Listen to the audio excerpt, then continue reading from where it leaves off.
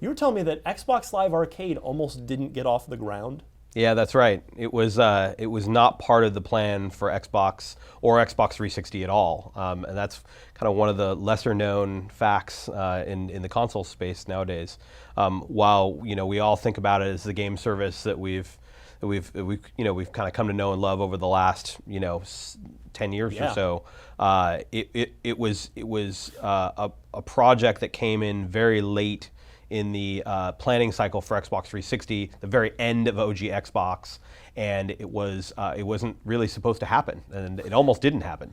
So, okay, well, easy next question. Yeah. What happens behind the scenes where it almost doesn't happen? Yeah, I mean, really, Xbox Live Arcade was an idea that we came up with, and wrote the business plan in late 2003. Really, there were a few different phenomena that were going on at the time. If you were to kind of rewind mentally back to 2003, there was Xbox Live was launching at that time. That's right. Xbox Live launched in 2002. First ever real sort of console downloadable or real game service, so to speak. Yeah. Not really downloadable per se, but voice chat and multiplayer gaming and so forth. We'd launched, and we had seen some really early success there, which was great. There were a lot of other things going on in the industry at the same time that really created kind of this perfect storm of opportunity that inspired the creation of Xbox Live Arcade. You had the indie game movement just starting to happen on the PC. You had iTunes and the iPod come about, and for the first time, sort of digital distribution of content was becoming legit for people. You had retro gaming starting to flourish and come back, both with the kind of compilation packs from Midway and Namco Museum, that type of stuff. Those. You remember those? And then MAME was happening on the PC at the same time. And then you had this casual gaming thing with companies like PopCap and Gamehouse and others, on these PC web portals and these downloadable games, try before you buy, $20 game experiences like Bejeweled and Zuma and those types of things were happening. And they all kind of conspired into this idea behind, wow, what if we opened up the console for the first time ever, leveraged this pipeline that we created, this bandwidth, this pipe that we'd created around Xbox Live, where we had broadband in the box to deliver full game content through Xbox Live. And so sat down and wrote a business plan for it. It was really a two-phase business plan. Okay. Phase one was sort of OG Xbox. Right, because it actually launched with Ms. Pac-Man as a $15 thing. Where it's like, what? They're trying to sell me Ms. Pac-Man for $15? I don't understand this. Yeah, that was really the experiment. I mean, that was really the precursor to the thing we really wanted to do, which was the Xbox 360 version. The OG Xbox version of XBLA is what we affectionately refer to as the version no one knew about. Was because of the limitations of OG Xbox at the time. We called it Xbox One at the time, ironically. Right. As you know, had to retcon that one. Exactly. That was a great console, and while it was designed with that broadband port, for Xbox Live, when we launched in 2002, we didn't really anticipate that we would be doing a lot of things in the dashboard. If you recall, there was kind of that green sort of screen. Oh yeah. There wasn't a whole lot. There was sort of a profile and setup. There were some very simple things for voice chat, but it wasn't really designed to be software upgradable. Mm-hmm. So we couldn't really integrate something like an Xbox Live Arcade into the dashboard. Okay. So what we had to do is we had to roll XBLA and the first incarnation of it on a disc. And ironically.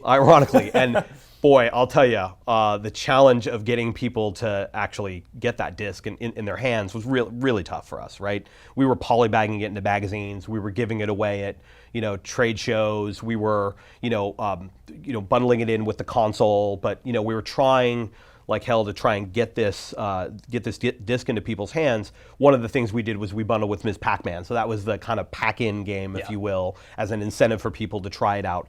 But you had to have the disc in the tray, close it, to pull up the Xbox Live Arcade dash, if you will, and select the games. But even if you downloaded something onto your hard drive, you had to go root around and find that disc and stick it in to play the games that you had on your hard drive.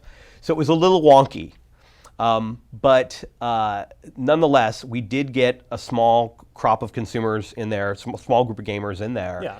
And we shipped about 20 games in there. Namco was our early partner, of course, not only Ms. Pac-Man, but we shipped Pole Position and Galaga. PopCap was an early partner, Gamehouse. There were a number of different sort of indie games that we shipped. And that was what we saw with, albeit a small audience, was incredible. So how does it almost not happen when it? So we had that early that early version. It launched, by the way, November 9th, 2004. You recall what that date is?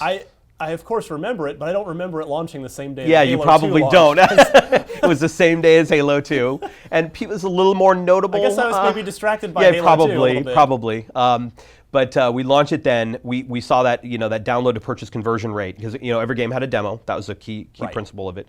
And we saw that conversion rate at 8.5 times that of what we were seeing on the PC at the time, which was phenomenal. So that was an early sort of, the experiment was a success. We knew we were on to something.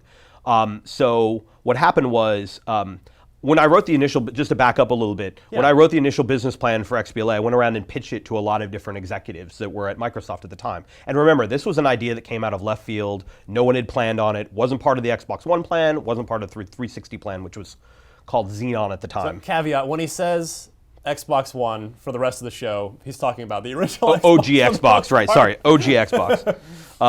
The OG Xbox, again, not part of that plan, not part of the 360 plan, which at the time was codenamed Xenon. Right. And so the team was already hard at work on that, but we were still working on OG Xbox as well. So wrote the plan, pitched it to a bunch of different executives.